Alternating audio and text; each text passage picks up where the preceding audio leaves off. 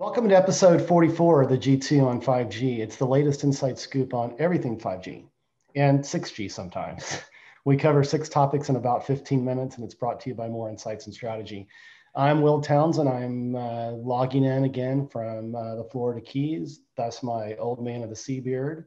And this week, my fellow analyst, Anshel joins me as well, as he always does. So let's get started. My first topic this week, there was news that China plans to accelerate its R&D effort to focus on 6G over the next 5 years, so 2021 through 25, 26. Is this a wise move? I don't think it is. And I think it may be politically motivated, just, given the obvious drama that's been occurring between the US government and companies like Huawei. But, 5G, we're still in that journey, and we still haven't seen, ubiquity with operators getting to standalone yet. And then, you and I have talked about on prior, podcasts, another evolution is, really realizing the potential of network slicing, and then all of that to drive discrete services. Because when we look at 4G, the operators didn't do a great job, focusing on discrete service delivery. It was more about access when the unlimited plan shoe dropped that T-Mobile dropped in the US as an example, with Verizon and AT&T following suit. So, from my perspective, this could really, water down, China's effort in really getting 5G, deployed out to its fullest potential. And plus, this is all going to be proof of concept stuff because, 3GPP isn't, necessarily, focused on this. So I'd love to get your thoughts as well. Yeah, I think it's definitely a thing that's aspirational. Mm-hmm. I think this might be influenced by, like what you said, some of the restrictions around 5G technologies. Because if you look at a lot of the legislation and a lot of the restrictions, it's very explicit around 5G. Mm-hmm. So 6G would technically not be applicable. Obviously it could be rewritten, yeah. But I think the idea is that once 6G rolls around, there will be a different political climate and potentially and hopefully a better political climate for these companies to compete in. And if you look at what's going on right now, you already heard and saw Huawei talking about 6G, yeah.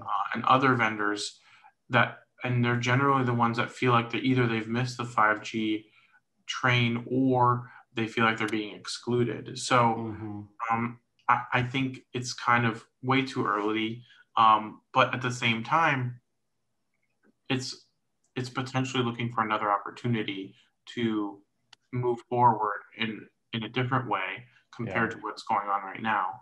But it's mostly talk. I don't really see there being anything meaningful coming out of this anytime soon. I mean, you could pour a ton of money into 6G research right now, but you wouldn't really get anywhere. So I think 5G needs to mature for us to even have an idea of what 6G will have.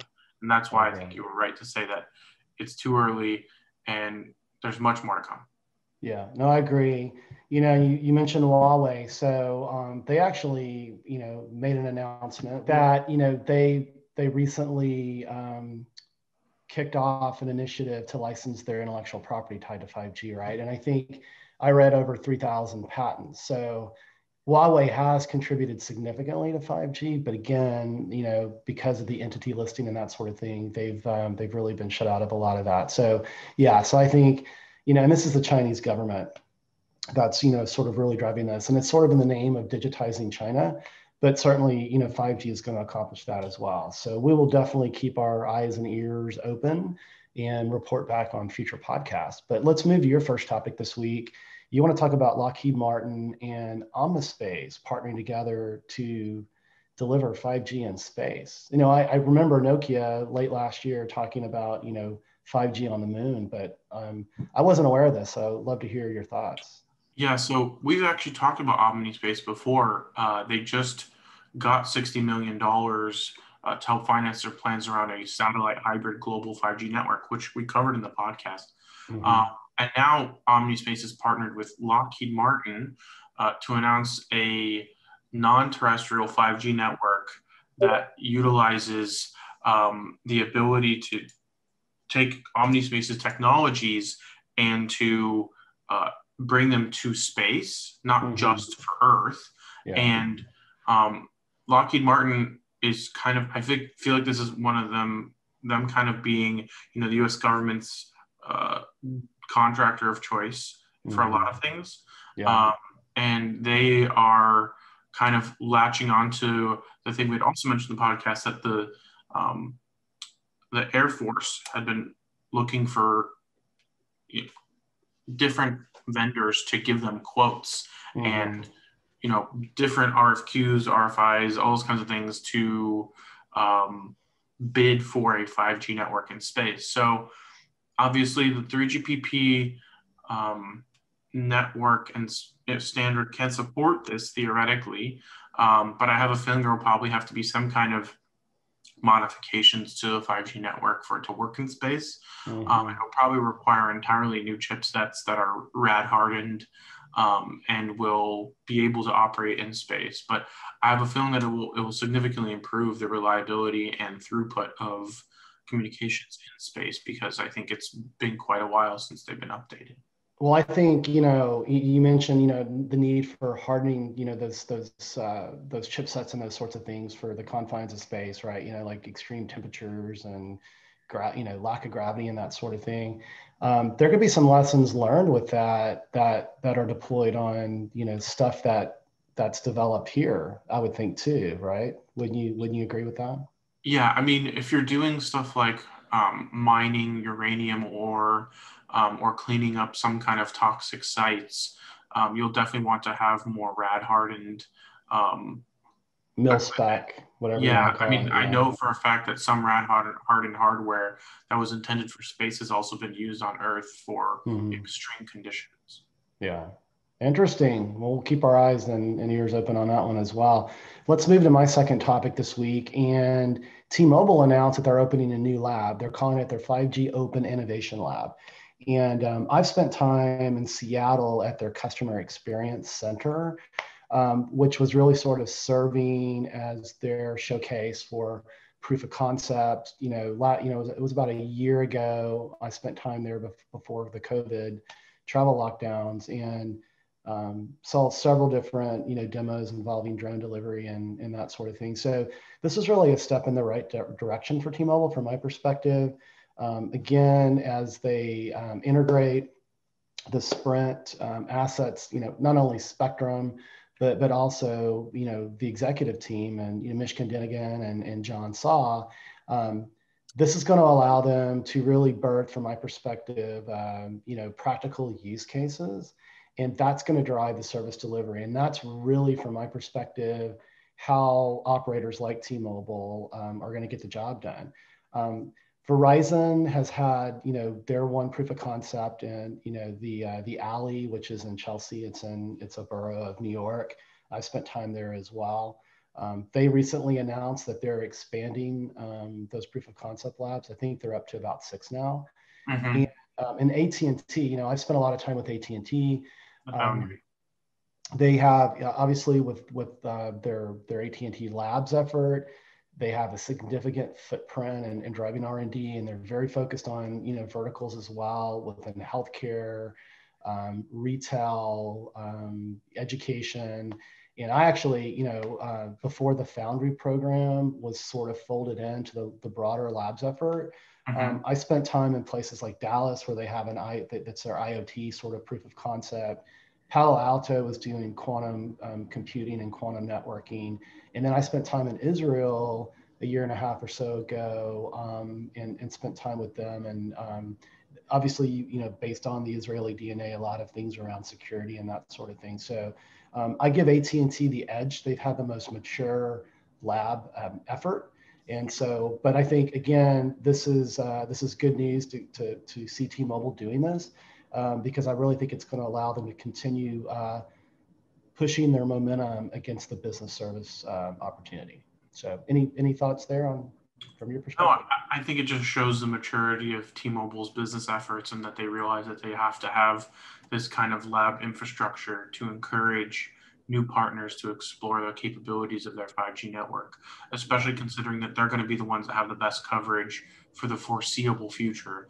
And coverage is the most important thing when it comes to a lot of these business use cases. You know, obviously reliability is a huge thing as well, but if you don't have coverage, you don't really have a use case. So it'll be really interesting to see how they approach this moving forward in long term. Yeah, I agree. And, you know, I'm hoping that you and I get an opportunity, like when, you know, travel starts lifting, that we can actually get out to this lab and spend some time with the T-Mobile team. So let's move to your second topic this week. And I made a reference to this in my opening around, you know, 5G and standalone. It seems like AT&T and Verizon's timelines are shifting out, right? Yeah, so I actually did my 5G report that released last week, part 2. And now we're fully released with both parts. And one of my predictions was that we will see a lot of standalone 5G networks launching this year. And that was based on the expectation, the public information that both Verizon and AT&T were planning to have their 5G standalone networks rolled out this year. And those timelines have shifted, and neither company will fully commit to a complete rollout of a standalone core 5G network this year. I have a theory there, but go on. And you know, I listened to both Verizon and AT&T's conversations around it and read some coverage, and it seemed like AT&T was trying to say that devices were not ready, and that's why silicon I recall as well. Yeah, right? And it's like the devices exist. They've existed since the beginning of the year, and there were some fair criticisms about, you know, what standalone benefits could be gained last year, but this year with devices being fully compliant, it's kind of a moot point. So if you're not rolling out this year, I'm not really sure what argument you have anymore. Yeah. But that said, I'm hoping that it's just a small, you know, Q1 or Q2 22 thing. Yeah. But the reality is I just don't, because I have so much invested in the growth of 5G beyond smartphones and how dependent that is on standalone networks. Yeah. I worry about the growth of 5G if operators do not roll out standalone fast enough.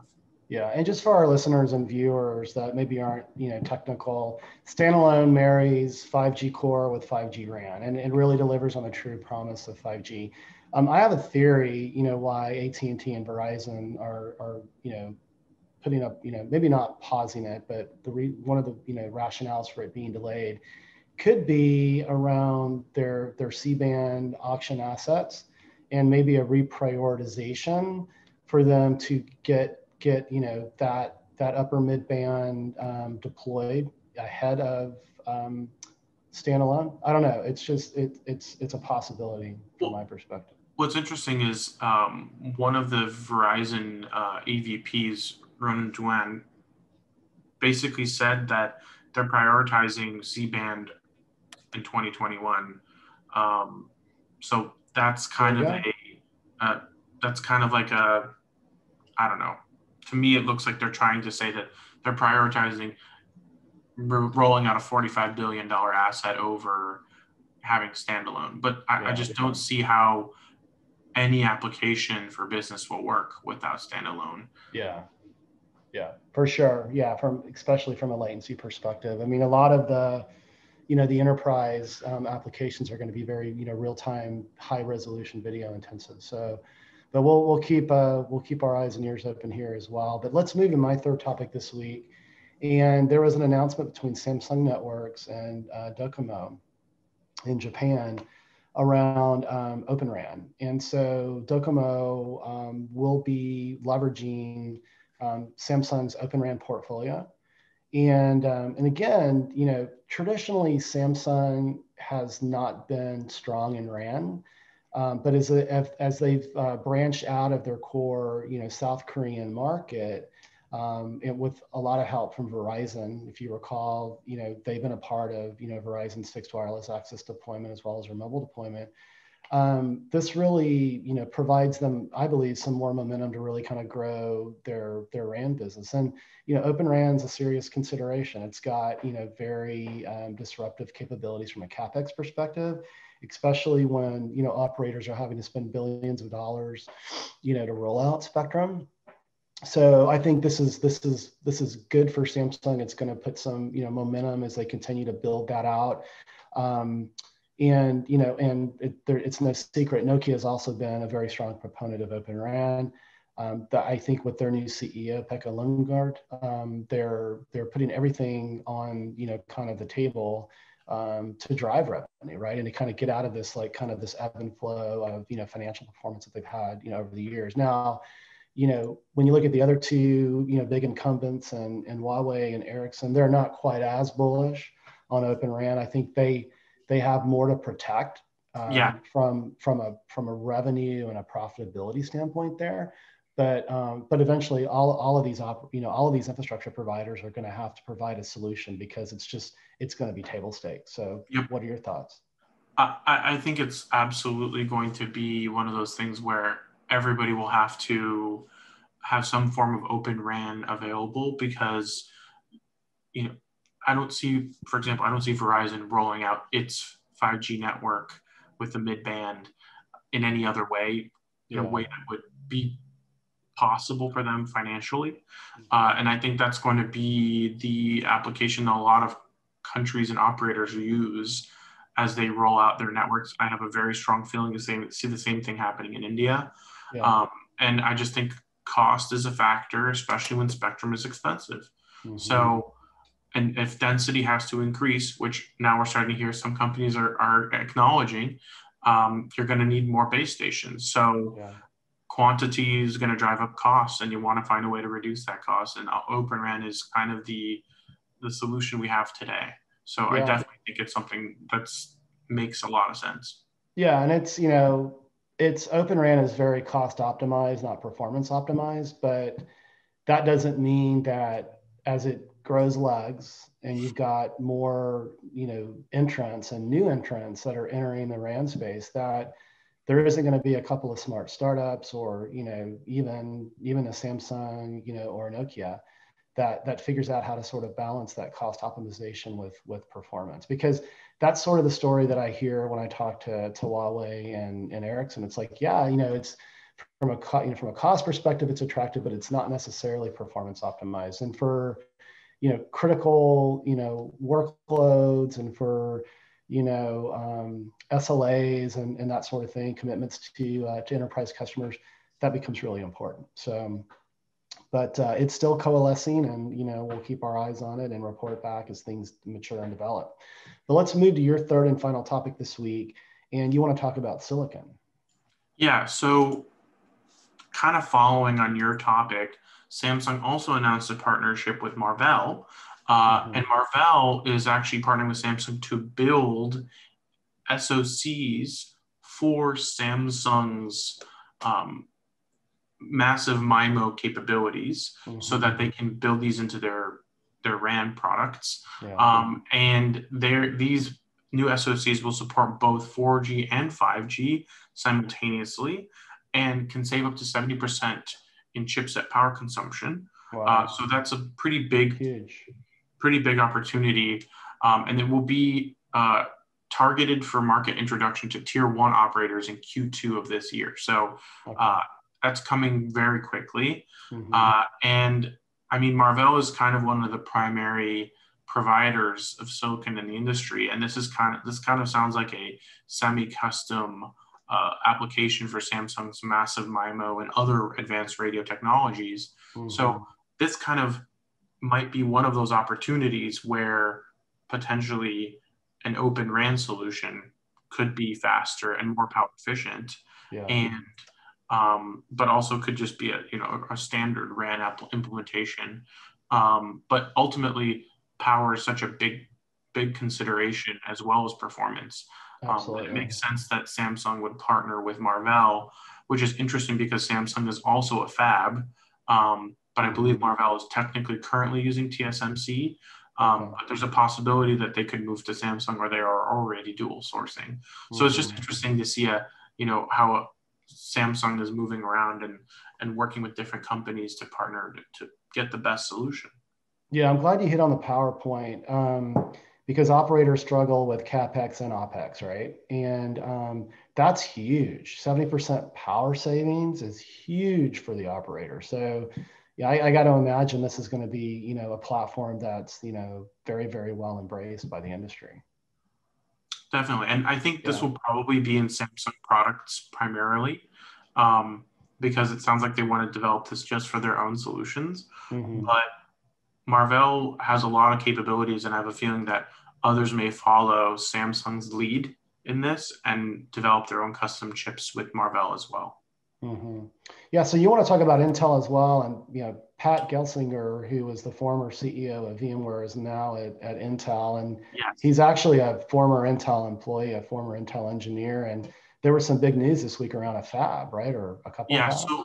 So what the news was actually a multitude of announcements, but the big one was that Intel is spinning out its silicon fabs into its own P&L. So it's still within the company. It's not a full spin out, but it's being spun into a separate entity that is being called its own, division of the company. I'm blanking on the name, which is awful, but it's I think it's Intel Foundry is what it is. But basically what they're doing is they're turning all their foundry businesses into an open foundry that anyone can utilize. And they're going to be expanding fab capacity in the US and in Europe, which is a big deal because that helps with the chip supply issues and security issues a lot of governments are having. And they are going to open their capabilities not just to x86 and Intel, but to ARM and to pretty much any, and even RISC-V. So any kind of chip architecture will theoretically work on their foundry now. And that's a huge change from the way things were before, and will significantly improve fab capacity. In addition to what TSMC is expanding in Arizona, Intel is also spending $20 billion to expand its fab capacity in Arizona. So that's the big news. Intel stock popped 7% on the day when it happened. I haven't looked the day after, but the reality is there's a lot of excitement around the announcement because Intel has been struggling the last few years. And this kind of signifies Intel taking things more seriously and being more ambitious in this space and understanding that being a vertical player may not necessarily work anymore, and that they need to find ways to scale their fab business so that they don't always focus on making chips for the sake of making chips, but making the best chips. And that's really like what I think is something that we'll probably start to see more of pretty soon, because there might be some more chip announcements coming down the pipeline soon. Yeah, I think there are just around the corner. We may actually be reporting on some of those in our next podcast. Well, it's great to see, Pat, really shaking things up there at Intel. I think they needed to do that because, to your point, they've sort of, stalled, over the last couple of years, and they've had kind of a revolving door of, of upper management. And so, and it's good that they brought him back, because he was, when he was CTO, he was kind of the, heir apparent, and the fact that he didn't get the job, I think was one of the reasons why he went to VMware. So I think him coming back has really re-energized the company and given them new life. I agree. Well, hey, buddy, another great podcast this week. Why don't you take us home? Absolutely. We hope our viewers and listeners found this week's topics interesting. If anyone out there would like to provide us insight on a specific 5G topic for a future podcast, please reach out to us on social media. Will is at Will Town Tech, and I'm at Anshel. We hope you have a great weekend, and please tune in again next week.